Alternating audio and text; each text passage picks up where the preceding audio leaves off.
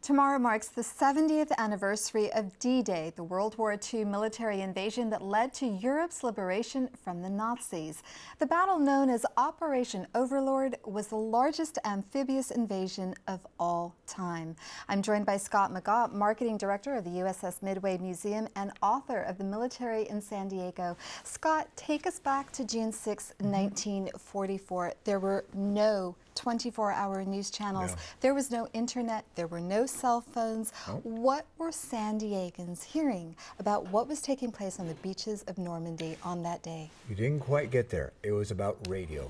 It was all about the radio. They were sitting by the radio at work, at home, the butcher shop, the grocery stores, because in fact, the first report that was broadcast came from Berlin, not American radio, that paratroopers had landed. The invasion, the long-awaited invasion from Normandy was about to begin. Very soon, there were almost hourly bulletins on the radio. Every station broke away from regular programming across the country. Bulletins were being issued by General Eisenhower every hour from London.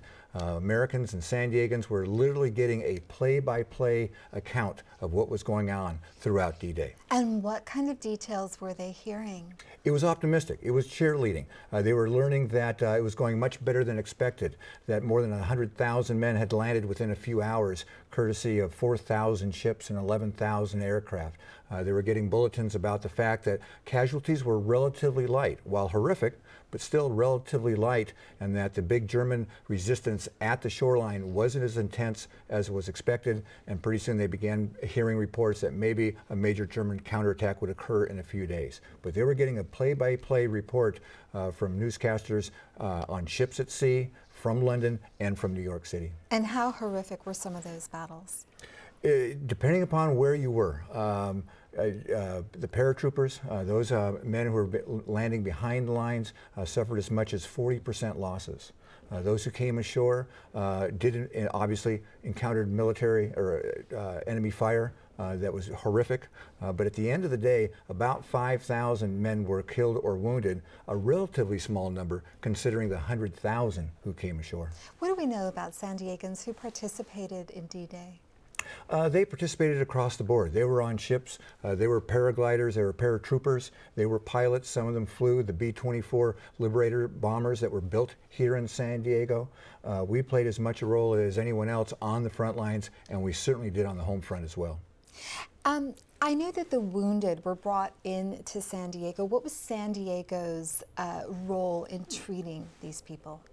San Diego played a huge role throughout World War II, from the Pacific Theater as well as Europe. San Diego voters approved the donation of land for Balboa Medical Hospital in 1917. By the time World War II and D-Day came along, that complex had expanded to 241 buildings. Almost every building in Balboa Park and many buildings in San Diego had become part of this Navy hospital complex with nearly 10,000 beds. And by D-Day, most of those beds were filled. Now, you said that industry had supported some of the military equipment that was used at that time. What kind of industry, what kind of military equipment was being produced here? Industrially, San Diego exploded during World War II because of the war. We went from the 79th largest industrial city to the 28th in 36 months. Aircraft was a primary source of our contribution, the B-24 Liberator bombers and the Catalinas in the Pacific. Ammo ships were leaving San Diego Harbor every 3 hours, 24 hours a day, primarily to the Pacific. But nonetheless, we were a major part of the industrial effort, more toward the Pacific, but nonetheless contributing to Europe as well. How did the war change San Diego? Well, it truly was a boomtown period.